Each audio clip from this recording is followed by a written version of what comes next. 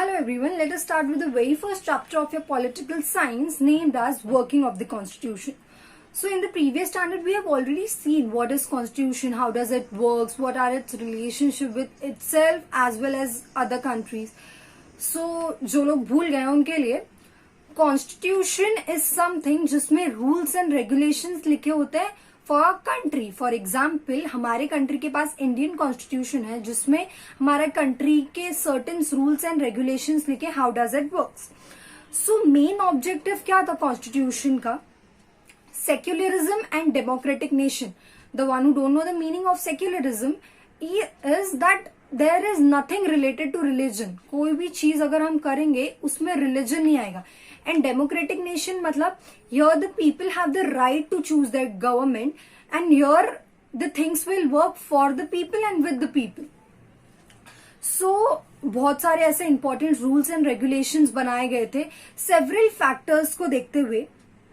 जैसे ही हम लोग को फर्स्टली हम देखेंगे कि हम लोग को 26 जनवरी 1950 में हमने इंडियन कॉन्स्टिट्यूशन को अडॉप्ट किया था. अब उसके मेन क्राइटेरिया क्या था कि हम सोशल जस्टिस और इक्वालिटी को मेंटेन रखें. ये हमने मेन फैक्टर रखा था.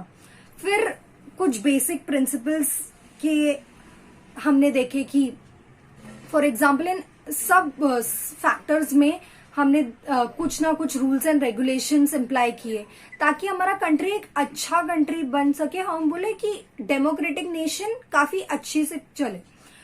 सो हम इस मेनली ये चैप्टर का ओवरव्यू है. हम दो चीजों में मेनली फोकस करने वाले हैं. That is the nature of democracy, how it works, उसमें कौन कौन से हिंड्रेंस आए, कौन से फोरकम्स आए, तो हम वो सब देखने वाले हैं. एंड सेकेंडली पॉलिटिकल स्टेप्स ऐसे कौन से लिए गए सोशल जस्टिस और इक्वालिटी को लेके. So let us begin with the chapter. Primarily हम तीन चीजें पढ़ने वाले हैं चैप्टर में: democracy, social justice and judicial system. अब let us start with the democracy. हम वन बाय वन सबको डिस्कस करेंगे. अभी डेमोक्रेसी में फर्स्ट चीज आती है पॉलिटिकल मेच्योरिटी. अब पॉलिटिकल मेच्योरिटी तो हमने बोल दिया. अब डेमोक्रेसी कैसे चलती है, हमारा काम क्या है as a citizen of the India, what is a work in the democracy. हम तो सिर्फ वोट दे के आ गए तो ऐसे थोड़ी ना देश चलने वाला कि हमने सोचा कि हमने हमारा काम कर दिया वोट दे के आने के बाद and there is nothing to do. ऐसा नहीं होता. हम लोग को ये चीजों को अपने रियल लाइफ में भी इम्प्लाई करनी है. That's why there is a thing called कि democracy is a integral thing. जब हम उसको एक्चुअल प्रैक्टिस में लाए, बोलना और करना is something very different. We did our job like giving the votes, उसके बाद वी थिंक हमारा काम खत्म हो गया, but it's not like that. It is the essence of representative system. मतलब अब इसका मतलब क्या होता है कि एक सर्टेन रूल्स होते हैं. मतलब फॉर एग्जाम्पल हम लास्ट लेवल पे तो हमारा वोट एक ऊपर जाएगा तो यहाँ की अथॉरिटीज चेक करेंगे, फिर यहाँ की authorities would make some decision and it would go to the upper authority. So it is like a loop. ऐसे थिंग्स वर्क होती है. Indian people have direct representation in the parliament, state legislature and local government. हम अपना ideas put fourth कर सकते हैं. ऐसा हमको हमारे कॉन्स्टिट्यूशन ने राइट दिया है. अब हम इंडिया एज अ इंडिया ये कैसे वो मेंटेन करता है? Bye maintaining fair elections, votes. ये एक बहुत इंपॉर्टेंट फैक्टर होता है कि हमारा कंट्री बहुत अच्छा डेमोक्रेटिक नेशन है, बहुत सक्सेसफुली आगे बढ़ रहा है.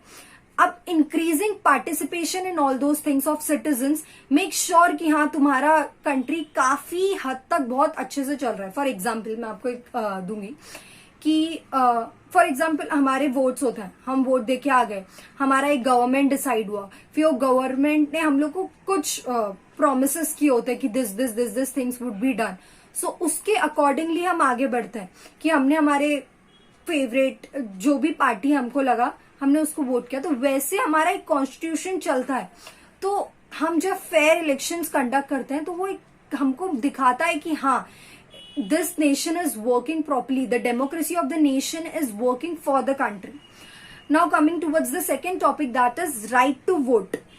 अभी ये रूल हमने अडल्ट के लिए बनाया. अब अडल्ट हम किसको बोलते हैं? पहले हम अडल्ट 21 के बाद बोले जाते थे, but now it has been said कि 18 इयर्स तक के भी लोग वोट डाल सकते हैं.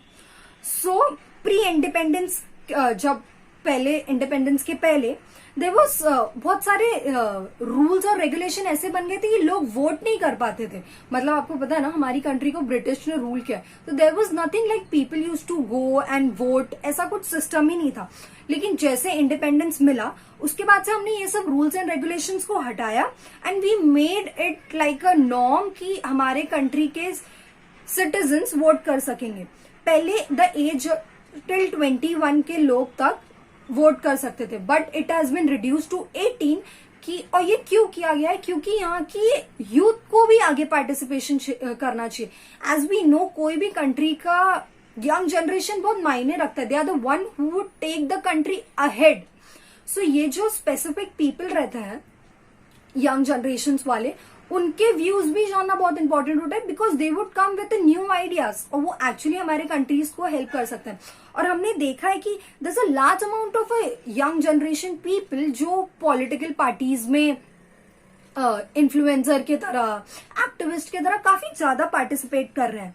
और इट इज नॉट ओनली, मतलब क्वांटिटेटिव वाइज ही नहीं हो रहा है कि large number of people are only just participating. उन लोग काफी ज्यादा क्वालिटेटिव वे में भी they are putting the ideas. उन लोग हमारे व्यूज बता रहे हैं, एक दूसरे को के राइट्स के लिए लड़ रहे हैं. It is like fighting is not a good thing, but they are fighting for the rights of the country. So very good thing that the young generation is working for the country. So it says that democracy is going in a right way. अब third topic आता है हमारा decentralisation of democracy.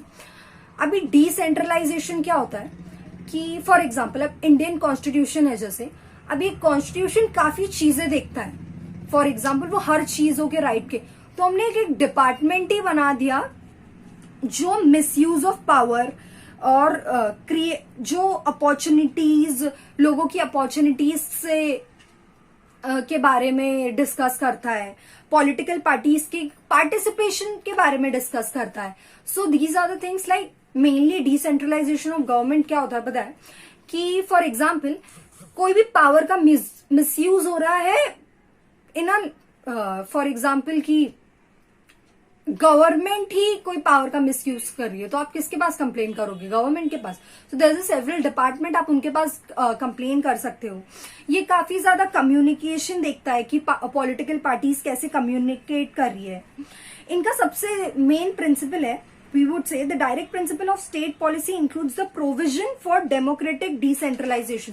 तो several rules and norms इनके लिए भी बने गए हैं.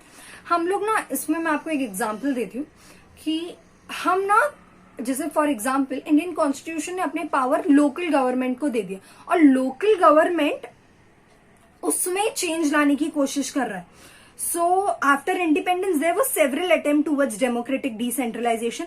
One such important is the amendment of 73rd and 74th which gave the self governing instruments to the, मैं आपको बताती हूँ कि जो 73rd अमेंडमेंट और 73rd is I guess dowry act का, ये सब अमेंडमेंट लोकल गवर्नमेंट वाले लोगों ने उन्होंने देखा कि दैट पीपल आर सफरिंग, तो उन्होंने ये चीज को टॉपिक उठाया, फिर ये ऊपर गया. सो ऐसे ये अमेंडमेंट बने गए, तो उन्होंने काफी इंपॉर्टेंट रोल प्ले किया गया है इसमें. Then we would come to the right to information. Right to information कब आया था? 2005 में. अब राइट टू इंफॉर्मेशन क्या होता है? That every citizen have the right to know what is going in their country with any field. मतलब ऐसा कोई स्पेसिफिक नहीं है कि यही फील्ड के बारे में पता होना चाहिए, उनको अपने हर एक फील्ड, अपने नेशन के बारे में पता होना चाहिए. It creates opportunity for citizen participation and interaction with the government. For example me as a citizen of India, मुझे कोई सेवरल नॉर्म्स में मेरे पास कोई आइडिया है तो मैं पुट फॉरवर्ड कर सकती हूँ दिस थिंग्स. अब फॉर एग्जाम्पल बजट बनता है, जब वोटिंग्स होती है तब एक बजट बनता है, फाइनलाइज बजट होके आता है, तो हम उसके अंदर भी तो वो हमको न्यूज चैनल्स में वो काफी पुट फॉरवर्ड किया जाता है. तो वो हमको क्यों बताया जाता है? Is the right to information. हमको जानना है कि हमारी कंट्री कैसे चलने वाली है. एंड इससे कम्युनिकेशन काफी ज्यादा बढ़ता है, और कम्युनिकेशन बढ़ता है इसके वजह से हमारा गवर्नमेंट काफी ज्यादा स्ट्रांग हो जाता है. So government of India give the right to information to the citizens of India to ensure transparency. मतलब there is nothing to hide, जो है सामने सामने है. And accountability, how the country works the budgets which are the hallmark of the government. मतलब ये बोलते हैं ना, ये इसकी ये बुनियाद है.